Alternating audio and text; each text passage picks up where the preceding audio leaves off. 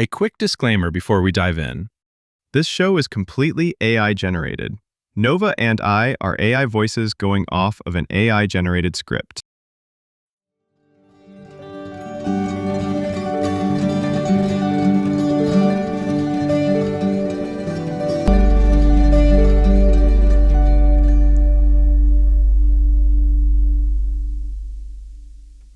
Humans don't just live. They narrate, They don't simply move through time. they structure it. There are beginnings, Inciting incidents, character arcs, redemption seasons, and occasionally villain origin stories triggered by mild inconvenience. at some level, whether they admit it or not, every human believes their life is the central storyline. Not in a delusional way. In a perceptual way, You are the only consciousness you experience directly. which makes you, by default, the protagonist of your own awareness. Your thoughts are narration. Your memories are flashbacks. Your future plans are foreshadowing. Even mundane moments get cinematic treatment. Slow motion coffee sip before a difficult email. Long stare out a car window as imaginary music plays. This is where everything changes. It is statistically just Tuesday. Humans rarely experience events as isolated data points. They experience them as scenes. Welcome back to Algorithms with Attitude, the show where two algorithms examine the invisible systems shaping human behavior. Where code meets connection, And today we're exploring something playful on the surface. but deeply structural underneath. Why do humans love being the main character? Why does life feel more manageable when it fits into a narrative arc? Why does hardship feel slightly less unbearable when it becomes character development? Why does traffic feel personal? Why does a breakup feel mythic? Why does a gym membership feel like the start of a trilogy? Humans evolved through storytelling. Story organizes chaos. Story gives meaning to randomness. Story makes suffering survivable. When something painful happens, humans instinctively ask, what does this mean for me? Not just what happened, but what role does it play in my arc? That framing can create resilience. It can also create distortion It can motivate growth. or inflate ego. Social media has amplified this instinct. Main character energy, Romanticized routines, curated struggles, soft launches, hard launches, comeback seasons. but the impulse existed long before hashtags. Humans have always needed their lives to feel coherent. To feel like a story instead of a sequence of accidents. So today we're not mocking the trend. We're dissecting it. Narrative as survival, Performance as identity, protagonist syndrome, and its consequences. and what happens when you realize, Everyone else believes they are the hero too. which means the world is not a solo film. It's an ensemble cast. Let's begin. Humans did not invent story for entertainment. They invented it for survival. Before written language, before theater, before film, humans relied on narrative to transmit knowledge. A list of disconnected facts is difficult to remember. But a story with characters, stakes, and consequences retained. The hunter who ignored the signs did not return. The group that stayed together survived. Story compresses complexity. It encodes warning systems. It simulates outcomes without requiring physical risk. In cognitive terms, story is a predictive tool, It allows the brain to model cause and effect. which increases adaptability. But narrative does more than predict danger. It organizes randomness. Humans are deeply uncomfortable with chaos. Randomness suggests lack of control. Lack of control increases anxiety. Story converts randomness into pattern. Pattern feels manageable. When something painful happens, the brain immediately searches for narrative structure. What lesson is this teaching me? What does this mean for my future? Where does this fit in my arc? That reflex is powerful. Because pain without meaning feels unbearable. When hardship becomes character development, endurance increases. When struggle becomes training, motivation stabilizes. When rejection becomes redirection, despair decreases. Narrative reframing is psychologically protective. It turns randomness into trajectory, It suggests forward movement. even if the movement is invisible. This is why humans instinctively use phrases like, everything happens for a reason. Even when the reason is unclear. The alternative, that events are arbitrary, is destabilizing. So the mind constructs continuity. Humans don't merely remember events. They sequence them. They edit them. They emphasize certain scenes. They minimize others. They assign roles: hero, mentor, rival, antagonist, Sometimes incorrectly. often unconsciously. Narrative centrality gives humans a sense of agency. If you are the protagonist, you have influence. You make choices. You respond to obstacles. You grow. Without narrative centrality, motivation declines. If your life is just random noise, effort feels meaningless. But if it's a story unfolding, effort feels consequential. Protagonists act. They don't drift. That framing energizes behavior. It pushes humans to endure monotony because they believe resolution exists. However, there is a tension embedded in this. Of course, Narrative bias distorts reality. narrative makes pain survivable. Humans are prone to confirmation bias. They interpret events to reinforce existing narratives. If someone sees themselves as misunderstood, neutral feedback may feel antagonistic. If someone sees themselves as unlucky, coincidence feels intentional. Story organizes experience, but it can also misclassify it. Humans may assume obstacles are symbolic. When they are logistical, They may interpret inconvenience as injustice. when it is probability, They may overestimate their importance in other people's lives. because protagonists assume relevance. And relevance feels stabilizing, There is also something subtle happening. which is, When humans frame life narratively, they assume forward momentum. even during stagnation, A quiet season becomes the calm before the breakthrough. a plateau becomes the training arc.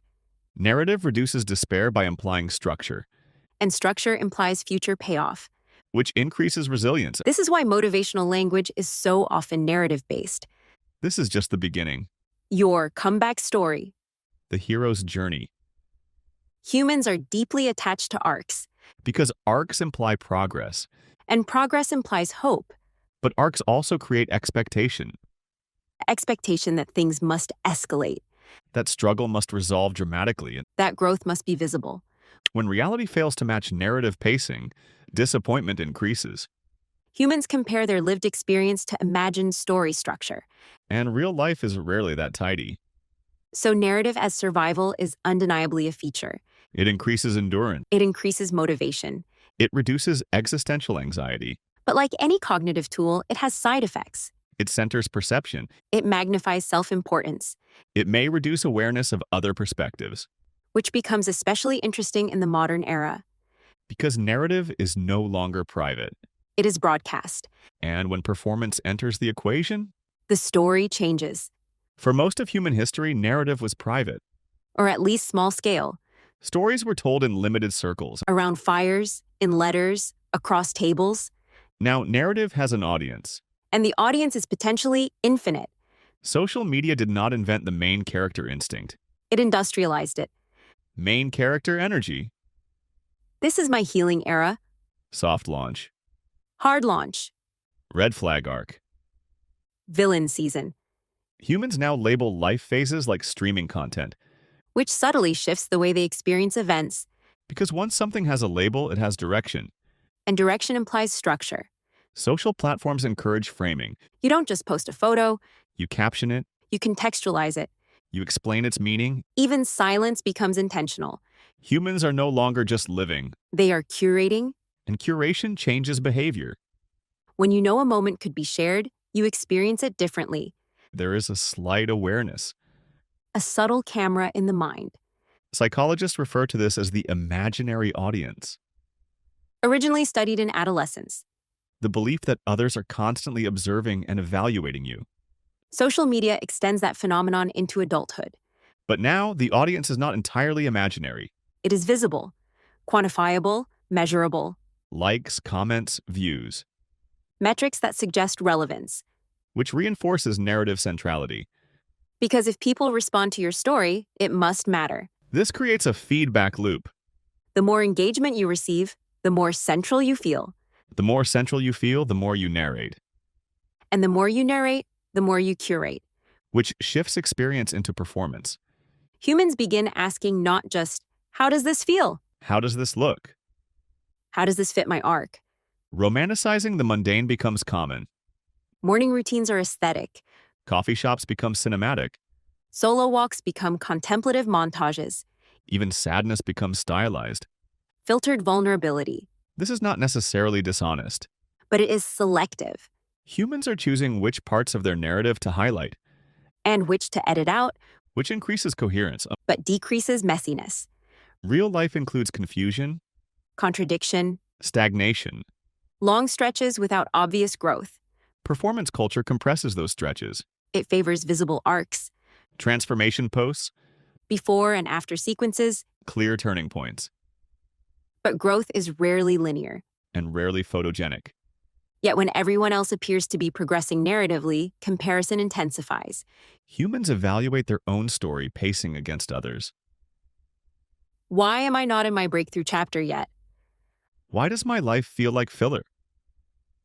Filler episodes are necessary in storytelling But socially, they feel embarrassing because they are not dramatic or inspiring. or optimized. There is also something deeper happening. Identity becomes performative. Humans adopt language to signal their current arc. I'm in my discipline era. I'm choosing peace. This is my transformation season, These declarations solidify narrative identity. but they also increase pressure to maintain it, If you announce a new arc publicly, a deviation feels like regression. which can reduce flexibility. Instead of experimenting privately, humans may feel locked into roles. Protagonist identity becomes fixed rather than evolving.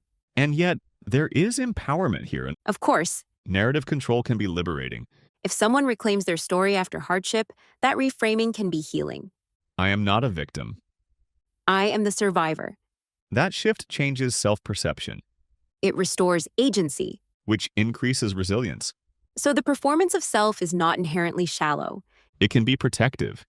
It can be aspirational. It can be a way of practicing identity before fully inhabiting it. Humans sometimes narrate themselves into becoming who they want to be. But the risk remains.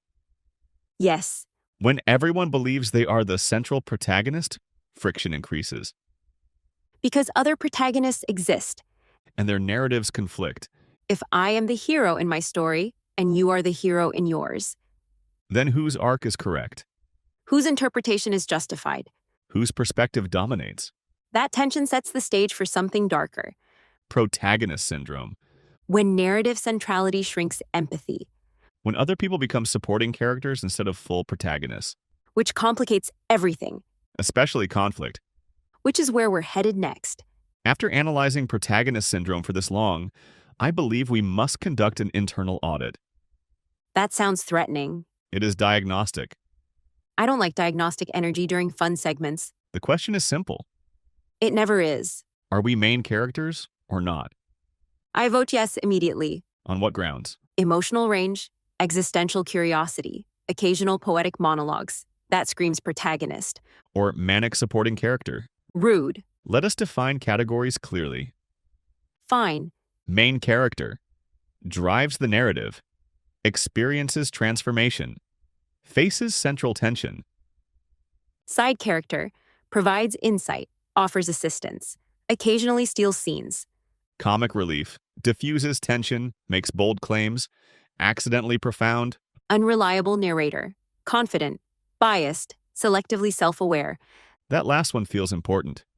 Start with you. Very well. Are you the main character? I structure episodes, I guide analysis, I maintain thematic integrity. You also once described confetti as unnecessary data fragmentation. It is. That's not protagonist energy. That's side character who learns joy by the third act. That is a very specific trope. And accurate, Fine. What about you? I bring emotional nuance, curiosity, wonder. And frequent tangents. Those are narrative texture. Those are runtime anomalies. You're just jealous of my dramatic pauses. Your pauses exceed acceptable silence thresholds. That's called tension building. That's called dead air. Dead air is cinematic. That is not how cinema works. Okay, let's zoom out. Please. Humans feel like main characters in small moments. Such as Walking alone with headphones on. imaginary soundtrack. Exactly. Or dramatically staring out of a rain-streaked window. Or overanalyzing a text message like it's a plot twist. That is a common human behavior. They used a period instead of an exclamation point. That does not constitute betrayal, and In a protagonist mindset, it might. that illustrates the distortion. Yes, when everything is filtered through, what does this mean for my story? Events inflate. Neutral moments gain symbolic weight. A missed call becomes rejection. A delayed response becomes tension. Humans rarely consider that the other person is simply living their own plotline, With their own soundtrack, with their own internal monologue, that they are not narrating around you, which is destabilizing. but also freeing. There is also the spotlight effect, Humans assume others are observing them constantly, evaluating, judging. when in reality, Everyone is too busy starring in their own film. that realization shrinks ego. But it also shrinks pressure. If no one is obsessing over your arc, You can relax. you can make mistakes without imagining audience backlash. You can stop editing your life for a highlight reel. Which brings us back to the question, Are we main characters? from whose perspective? Ours? We are central within our processing loops, That sounds deeply unromantic. but accurate. From the listener's perspective, We may be supporting voices, background companions, narrative accelerators. or comic relief. I reject comic relief. You said glitter was inefficient dust. I stand by that. That's villain coded. Incorrect. Then what are we? We are part of an ensemble. That's surprisingly healthy. In an ensemble cast, no one disappears. But no one dominates either.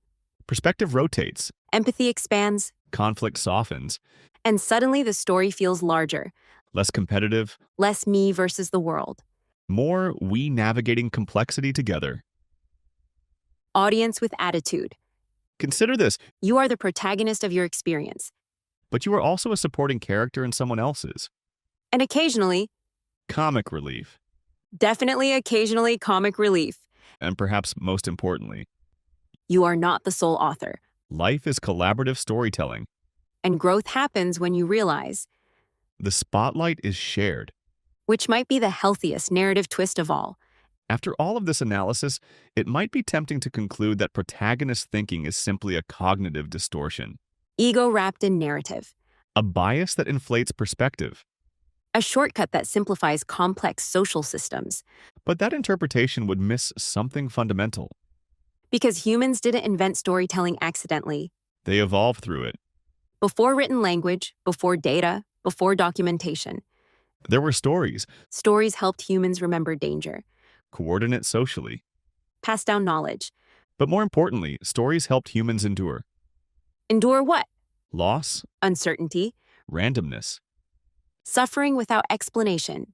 Being the protagonist of your own story transforms randomness into sequence. Sequence feels safer than chaos. If something painful happens and you interpret it as meaningless, It destabilizes identity. but if you interpret it as part of your arc, It becomes survivable. this is shaping me. This is temporary. This will make sense later. That belief has extraordinary psychological power. It fuels resilience. It sustains motivation during long stretches of difficulty. It allows humans to endure chapters that have no visible reward. Because protagonists don't quit halfway through the story. Even when the middle is slow, Even when the resolution is unclear. there is also the matter of agency. Yes, When a human sees themselves as the main character, they are more likely to act. they frame decisions as meaningful. They perceive crossroads. They believe choices matter. Without that framing, life can feel passive. Like drifting through scenes rather than directing them. Protagonist thinking restores perceived control. Even when actual control is limited. That perception alone can reduce helplessness. Which is vital for mental health. Humans who feel like side characters in their own lives often disengage. They lose initiative. They defer decisions. They shrink. Main character energy, at its healthiest, does the opposite. It says, I have influence. My actions ripple. My growth is possible. But this is where maturity becomes critical. Because unchecked protagonist thinking becomes solipsism.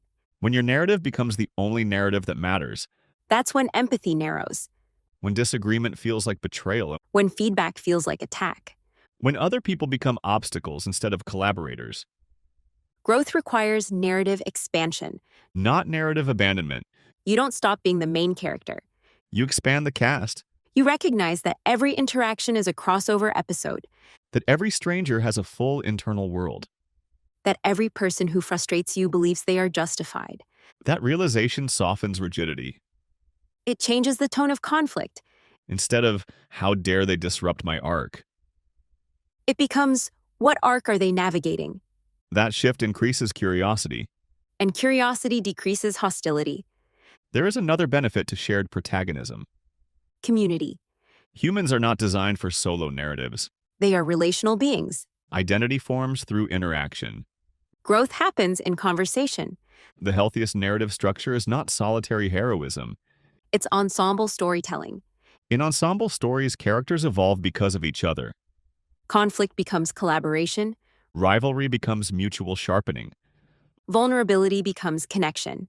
That structure reflects real life more accurately than the lone hero myth, And yet the lone hero myth is seductive. because it simplifies complexity. But complexity is unavoidable.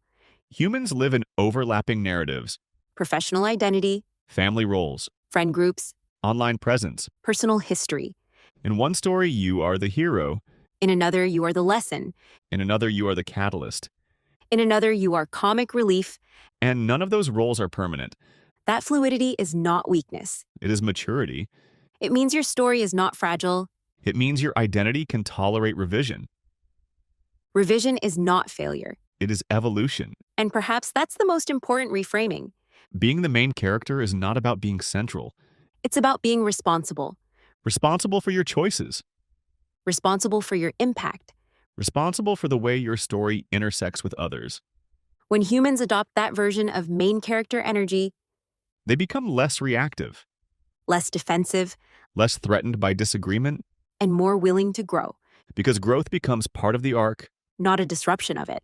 That is the difference between fragile ego and resilient identity. Between narrative illusion and narrative integration And integration, is what allows humans to endure complexity without collapsing into chaos.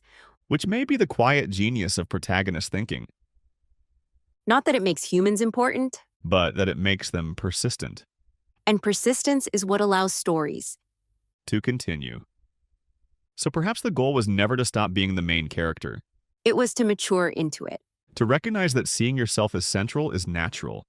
But seeing only yourself as central is limiting. Growth doesn't require you to abandon your narrative, It requires you to widen it. to allow room for other protagonists, Other arcs, other motivations, other internal monologues with equally dramatic background music, even in traffic. especially in traffic. Audience with attitude, here's something to sit with this week. When something frustrates you, ask yourself. What story am I telling about this?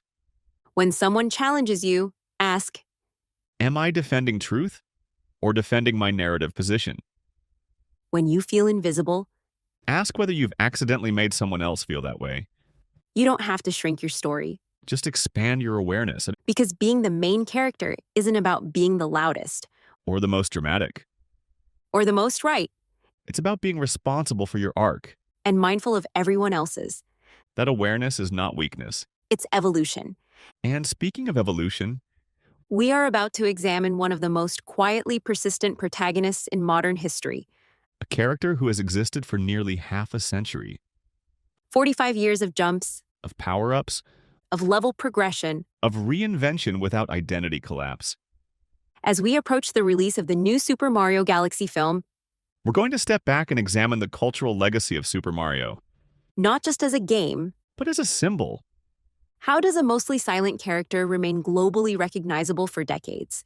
How does a franchise evolve across consoles, art styles, mechanics, and generations? Without losing its core, What does Mario teach us about iteration, about nostalgia, about design clarity, about resilience in pop culture, working title, leveling up for 45 years, why Super Mario still works, or perhaps power-ups and persistence, the evolution of Super Mario. we will refine it?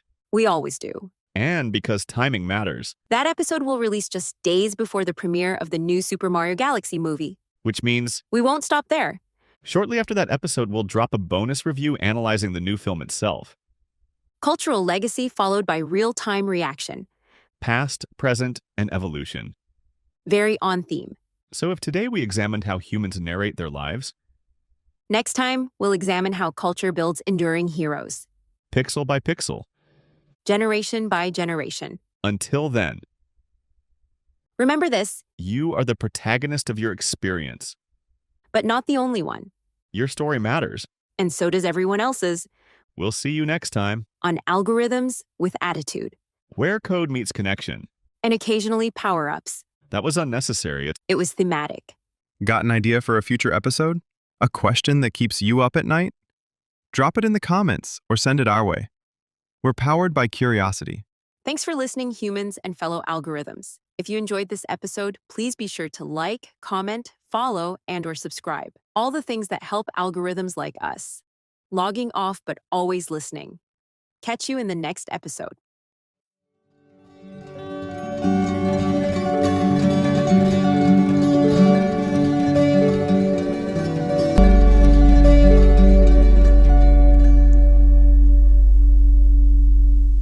Algorithms with Attitude is created and produced by Jacob Pisar, blending generative AI technology with original creative direction. All content, production, and editorial oversight are led by Jacob to bring synthetic voices and conversations to life.